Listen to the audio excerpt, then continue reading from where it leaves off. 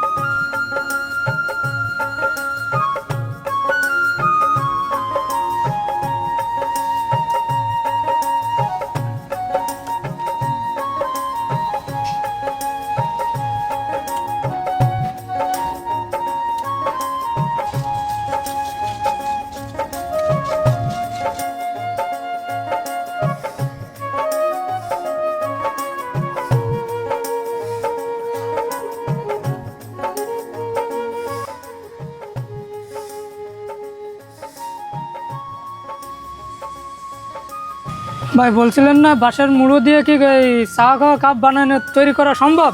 আমি ভাই তৈরি করে দেখাই দিচ্ছি, বাসায় নিয়ে ব্যবহার করতে পারবেন। ওয়াও দর্শক, এইটা কিন্তু সেই বাঁশের এবড়ো থেবড়ো সেই মুড়ো আমি বাঁশঝাড় থেকে নিয়ে আসছিলাম এবং সেটা দিয়ে কিন্তু আমাদের এই ইউনুস ভাই কিন্তু বানিয়ে দিল অসাধারণ একটা কাপ। ওয়াও, চায়ের কাপ। ভাই এর ভিতর যদি চা খায় তাহলে আবার সমস্যা হয়ে যাবে না তো ভাই? না ভাই না, এ খাওয়া যাবে। পুড়ে টুড়ে যাবে না তো? না যাবে না, খাওয়া যাবে।